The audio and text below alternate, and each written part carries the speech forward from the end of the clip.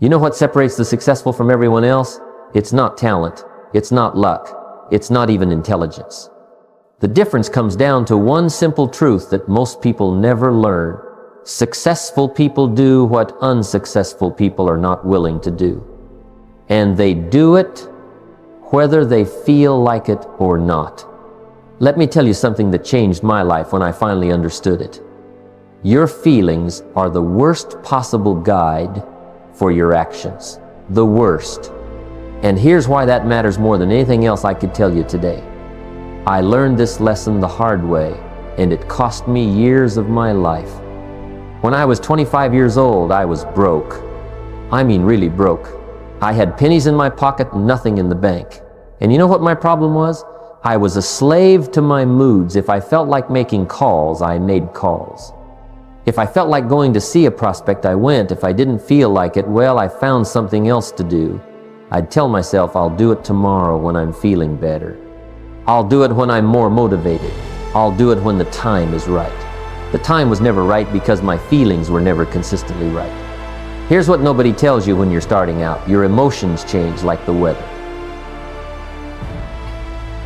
One day you're on top of the world, ready to conquer anything. The next day you wake up and you don't even want to get out of bed. And if you're letting those moods dictate your actions, you're going to have the results that match that inconsistency. You'll be up 1 month, down the next, 1 step forward, 2 steps back. And 5 years later, you'll still be in the same place, wondering why nothing has changed. The truth is, your emotions lie to you. They really do. They tell you that you can skip today because you're tired. They tell you that one day off won't matter. They tell you that you can start fresh on Monday or next month or next year. And every time you listen to that voice, you're making a deal with mediocrity. You're trading what you want most for what you want right now. And that's a trade that will bankrupt your future. Let me share something with you. When I met my mentor, Mr. Schoaf, I was working as a stock clerk and I was barely making ends meet. One day he asked me, Jim, how long have you been working at this company? I told him about 4 years. He said, and how much are you making? I told him. Then he asked me the question that changed everything. So in 4 years, that's the best you can do? I made excuses. I told him about the economy, about my bad luck, about all the things that weren't my fault, and he listened patiently. Then he said something I'll never forget. Jim, if you'll change, everything will change for you. But you've got to work on yourself harder than you work on your job. That conversation woke me up, but here's the thing, knowing isn't enough. I knew I needed to change. I knew I needed to do better, but I still didn't have the key ingredient. I was still waiting to feel like changing. I was waiting for motivation to strike me like lightning. I was waiting to wake up one morning transformed. And Mr. Schoaf saw right through that too. He told me, Jim, stop waiting to feel like it. That day might never come. Here's what you do instead. You make a plan, and then you follow the plan whether you feel like it or not. That's the secret. That's what separates the amateurs from the professionals. And you know what? He was absolutely right. That one shift in thinking took me from being broke at 25 to becoming a millionaire by the time I was 31. Not because I was smarter than I was before. Not because I got lucky. But because I stopped letting my moods run my life. Think about this for a moment. When you wake up in the morning and you don't feel like going to work, do you go anyway? There's a boss expecting them. There's a paycheck on the line. But when it comes to working on their dreams, working on their goals, working on becoming better, suddenly feelings matter. Suddenly, if they don't feel like it, they don't do it. And that's exactly backwards. Your job, the one that might not even fulfill you, you'll show up for that no matter how you feel. But your dreams, the life you say you want, you'll only work on those when the mood strikes you. That doesn't make any sense. And yet that's exactly how most people operate. They give their best energy, their best discipline, their best consistency to someone else's dream while their own dreams get whatever's left over, and what's usually left over is nothing. Here's what I learned. Moods are just weather patterns passing through your mind. They come and they go. If you wait for the perfect mood to take action, you'll wait forever. But if you develop the habit of doing what needs to be done, regardless of how you feel, you'll accomplish more in 1 year than most people accomplish in 10. Because while everyone else is waiting to feel like it, you're already doing it. While everyone else is negotiating with themselves about whether today is the right day to start, you've already finished. Let me tell you about a conversation I had with a young man who came to one of my seminars. He said, "Mr. Rohn, I want to be successful, but I just can't seem to get motivated." I asked him, "Do you brush your teeth every day?" He looked confused and said, "Yes." I said, "Do you wait until you feel like brushing your teeth?" He laughed and said, "No." "Then why," I asked, "do you wait to feel like doing the things that would make you successful?" He didn't have an answer. And that's because there is no good answer. The things that matter most in life, the things that will determine whether you succeed or fail, whether you thrive or just survive, these things can't be left up to your feelings. They're too important. You don't feel your way to success. You discipline your way there. You create habits. You make plans. You set standards for yourself. And then you keep those standards especially when you don't feel like it. This is what I call the slight edge. It's the difference between those who make it and those who don't. It's not dramatic, it's not even noticeable at first, but someone who exercises when they don't feel like it, who makes the calls when they'd rather not, who studies when they're tired, who saves money when they want to spend it, that person is making deposits into their future, and over time those deposits compound, they grow, they multiply. And one day, that person wakes up and they're living a completely different life than the person who kept waiting to feel like it. Your feelings will tell you to take the easy road. Your feelings will tell you to sleep in. Your feelings will tell you that one day off won't hurt. Your feelings will lie to you every single time. But your plan tells you the truth. Your plan knows where you want to go. Your plan knows what it takes to get there. And if you'll follow your plan instead of your mood, if you'll trust your vision instead of your emotions, you'll get there. I promise you that. Now let me tell you about the difference between wishful thinking and actual planning, because most people confuse the two. They say they have a plan, but what they really have is a wish list. They say, "I want to make more money." That's not a plan, that's a wish. They say, "I want to lose weight." That's not a plan, that's a hope. They say, "I want to be successful." That's not a plan, that's a fantasy. A real plan is something entirely different. And until you understand what a real plan looks like, you'll keep setting goals that disappear the moment your mood changes. When Mr. Shof taught me how to plan, he showed me something that revolutionized my entire life. He said, "Jim, success is not a mystery, it's a formula. And if you'll follow the formula, you'll get the results. It's as predictable as mathematics." Then he sat me down, and we mapped out exactly what I needed to do. Not someday, not when I felt ready, not when the timing was perfect. We mapped out what I needed to do starting that very day. He made me write it down, all of it. He said, "Jim, here's a secret that will save you years of wandering around hoping things will get better. Goals that are not in writing are not goals. They're just wishes. And wishes don't come true for adults. You want to turn your life around? Start by turning your wishes into plans, and you do that with a pen and paper."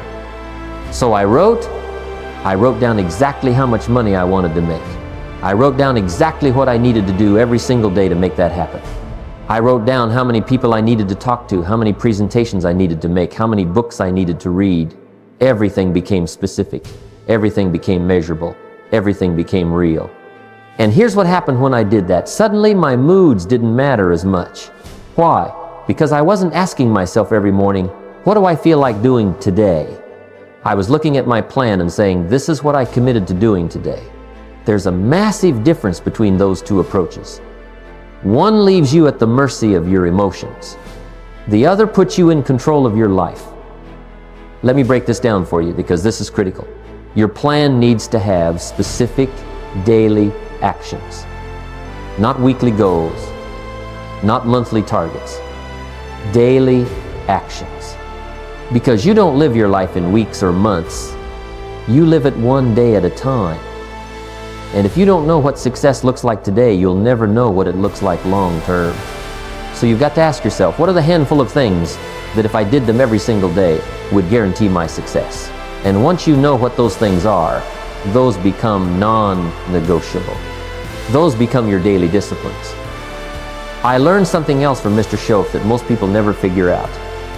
He said, Jim, success is a few simple disciplines practiced every day.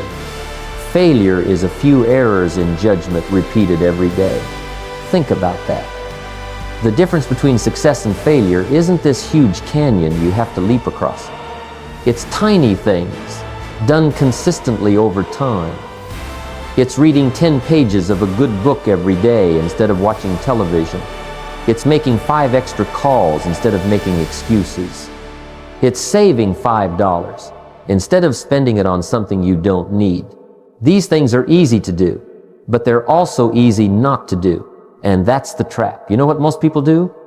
They look for the big break. They look for the lucky moment. They look for the one thing that's going to change everything overnight. And while they're looking for that miracle, they're neglecting the simple daily disciplines that would actually transform their lives. They want the result without the process. They want the harvest without the planting. And life doesn't work that way. You've got to pay the price, and you've got to pay it every single day. Here's another thing I learned about planning. Keep it simple. Don't overcomplicate this. I've seen people create these elaborate, complex systems with 50 different goals and 100 different action steps, and you know what happens? They get overwhelmed and they quit. Your plan should be simple enough that you can remember it without looking at it. It should be clear enough that you could explain it to a child. And it should be focused enough that you can execute it even on your worst day. When I was building my business, my daily plan was simple. Talk to new people, follow up with prospects, study my craft, take care of my health. That was it, 4 things. But I did those 4 things whether I felt like it or not, whether it was sunny or raining, whether I was excited or discouraged, whether I had a good day yesterday or a terrible one. The plan didn't change based on my circumstances. The plan didn't care about my mood. The plan was the plan, and I followed it. And let me tell you what happened. In the beginning, it was hard. Some days I really didn't want to make those calls. Some days I really didn't want to talk to people. Some days I just wanted to stay home and feel sorry for myself. But I had made a commitment. I had written it down. I had looked at it every morning. And there was something about seeing it in writing that made it harder to quit. It's easy to break a promise you made in your head. It's harder to break a promise you made on paper. The other thing about having a written plan is this. It removes the decision-making from your daily routine. You know what exhausts people? Making decisions all day long. Should I do this or should I do that? Should I work on this project or that one? Should I make calls today or wait until tomorrow? Every decision takes energy. But when you have a plan, you don't have to decide. You already decided. You decided when you made the plan. Now you just have to execute. That's why successful people create routines. That's why they do the same things at the same time every day. Not because they're boring, not because they lack creativity, but because they understand that willpower is limited, discipline is limited. And if you waste your discipline deciding what to do, you won't have any left to actually do it. So they automate the decision. They make it once, and then they follow it forever. Think about the most successful people you know.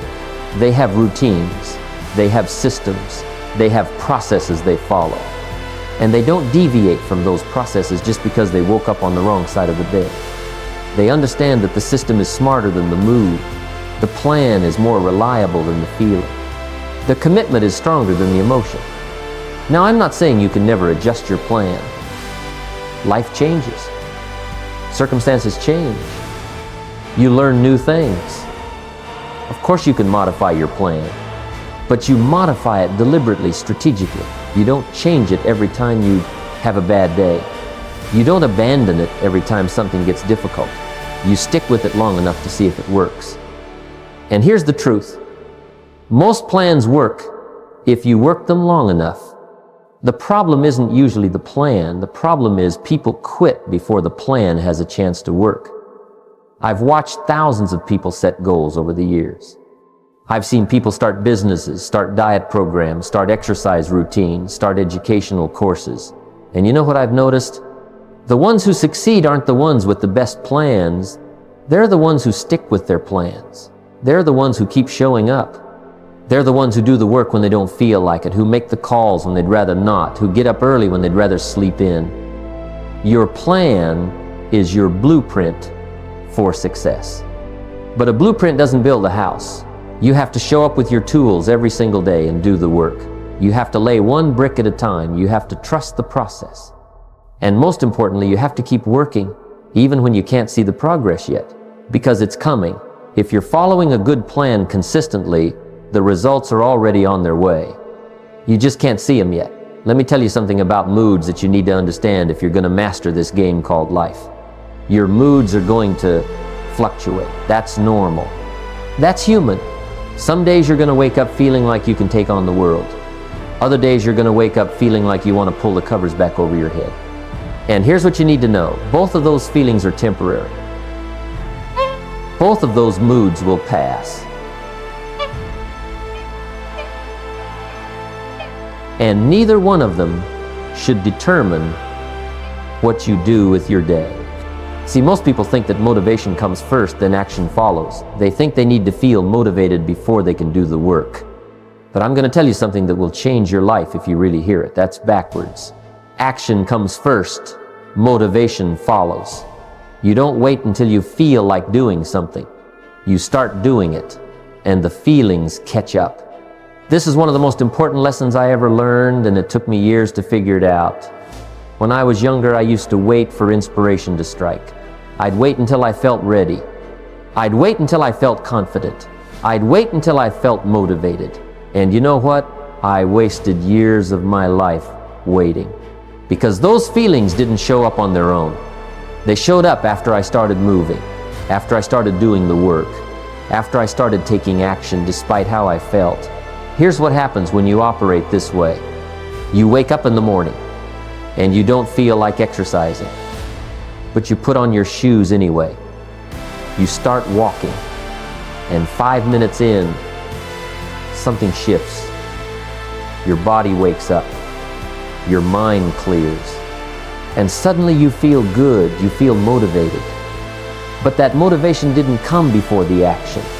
It came because of the action. You created it by moving.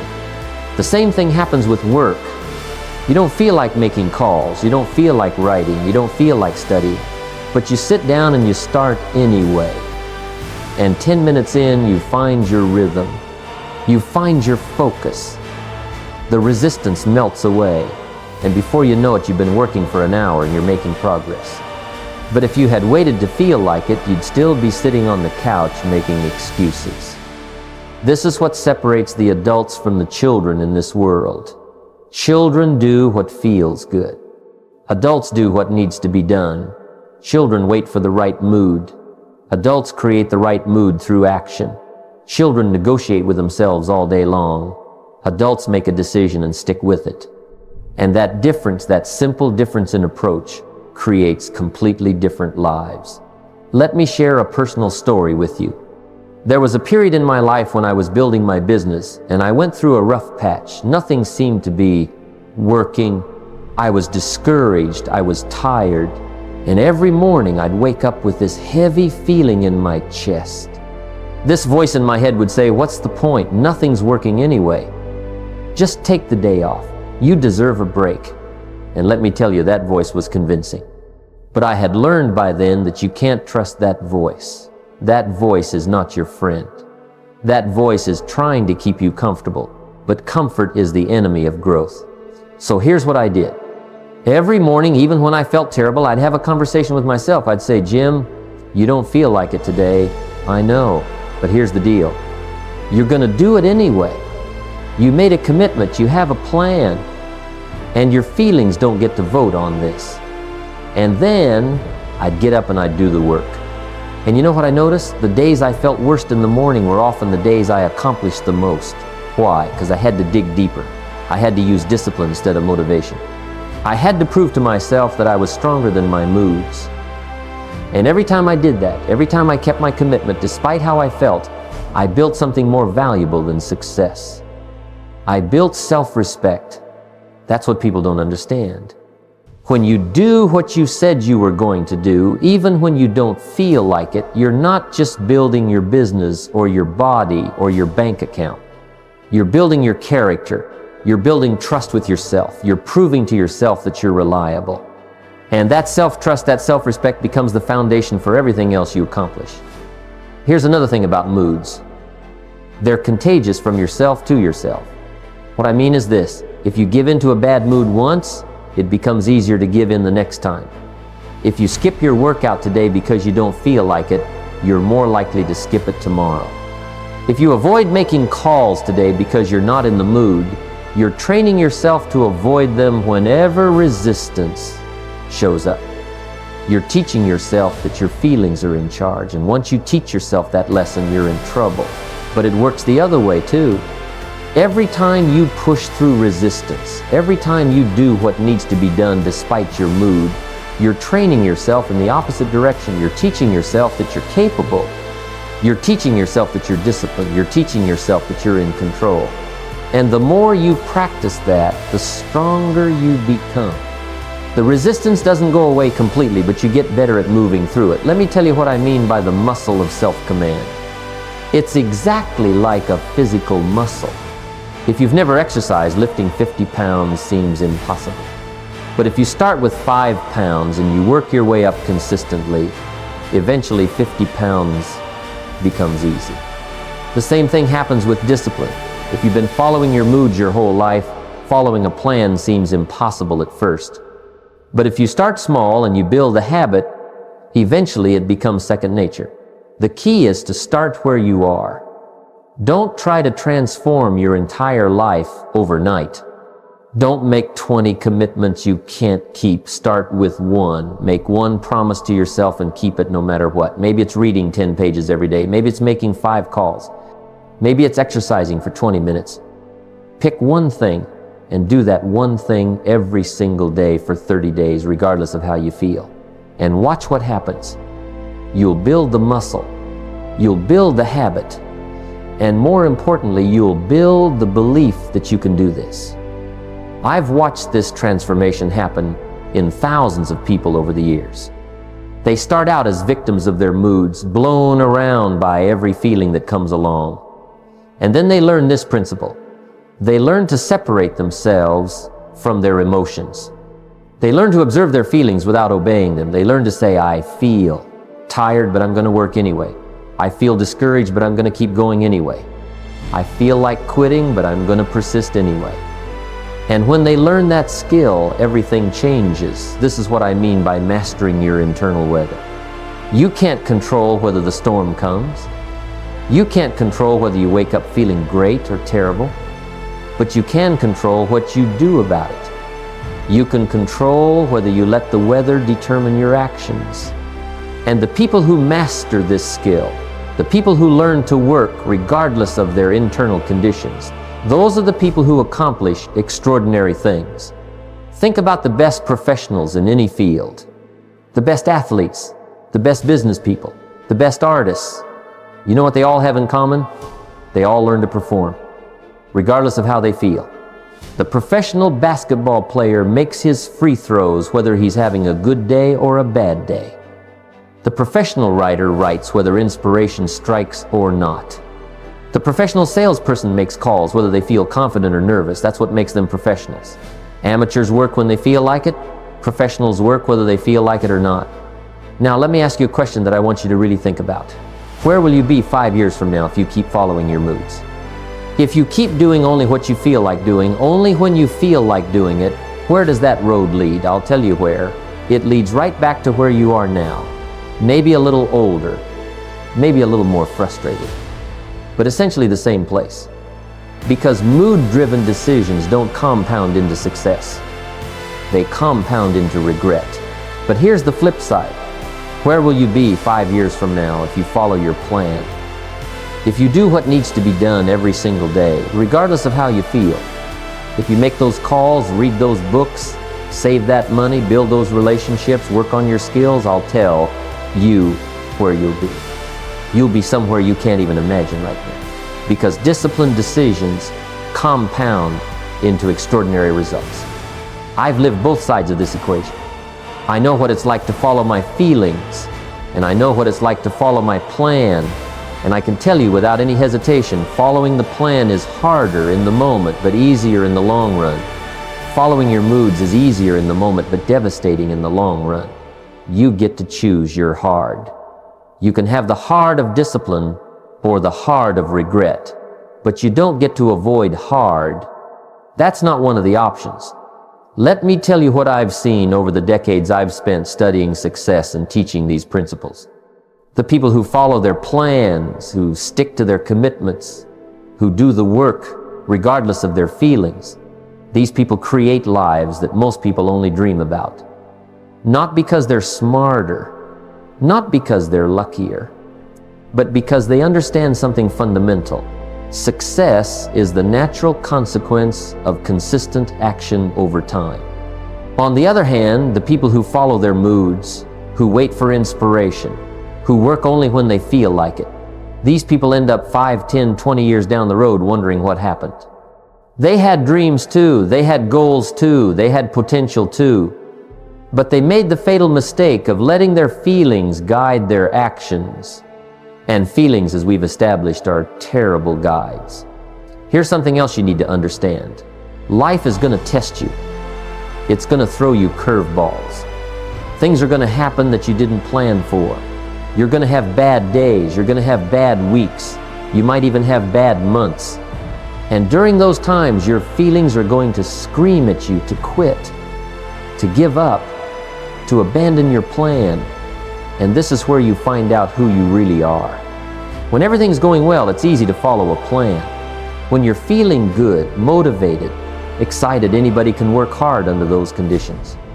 But when things get tough, when you're tired, when you're discouraged, when nothing seems to be working, that's when following your plan matters most. That's when the rubber meets the road. That's when you separate yourself from the crowd. I'm not going to lie to you and tell you it's easy. It's not. There will be days when every fiber of your being wants to quit. There will be mornings when the alarm goes off and you want to throw it across the room. There will be moments when you question everything. And in those moments, you need to remember why you started. You need to remember what you're building. You need to remember that this temporary discomfort is the price of your future freedom. But let me also tell you about the flip side of this discipline. Yes, it's hard sometimes. Yes, it requires sacrifice. But you know what else it creates? It creates unshakable self-respect. It creates confidence that can't be faked. It creates a sense of pride in yourself that nothing else can give you. When you look in the mirror and you know you've kept your promises to yourself, when you know you've done what you said you'd do, regardless of how you felt, that's a feeling that money can't buy. And here's the beautiful thing. The more you do this, the easier it becomes. Not because the work gets easier, but because you get stronger. Remember what I said about building the muscle of self-command? Well, 5 years of following your plan makes you a completely different person than you are today. You become someone who doesn't need to negotiate with yourself every morning. You become someone who just does what needs to be done. It becomes part of who you are. Now, I want to address something before I finish. Some people hear this message and they think I'm saying you should never be flexible. They think I'm saying you should never adjust your plan or take a day off or listen to your body. That's not what I'm saying. There's a difference between being flexible and being weak. There's a difference between adjusting your plan based on new information and abandoning it because you don't feel like working today. Here's the test. Are you changing your plan for a good reason, or are you changing it to avoid discomfort? Are you being strategic, or are you making excuses? Are you adjusting your approach while keeping your commitment, or are you just quitting? You know the answer to these questions. You might fool other people, but you can't fool yourself. Let me leave you with this. You're standing at a crossroads right now. One road is familiar. It's the road of following your feelings, waiting for motivation, working when you feel like it. You know where that road goes because you've been on it. The other road is different.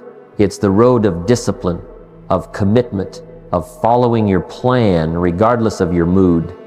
And this road leads somewhere new. The choice is yours. But I want you to understand something. This isn't just about money or success or achievement. This is about who you become. This is about looking back on your life without regret. This is about knowing that you gave it everything you had. Make a plan, write it down, make it simple, make it clear, and then follow that plan for the next 90 days, regardless of how you feel. Don't negotiate. Don't make excuses. Don't wait for the perfect mood. Just do it. And 90 days from now, you'll be a different person. You'll have different results. You'll have different confidence. You'll have proven to yourself that you're capable of more than you thought. Your life is waiting for you, but it's not waiting on the road of least resistance. It's not waiting in your comfort zone. It's waiting on the other side of discipline, on the other side of commitment, on the other side of doing what needs to be done, whether you feel like it or not. So stop following your mood, start following your plan, and watch what happens to your life.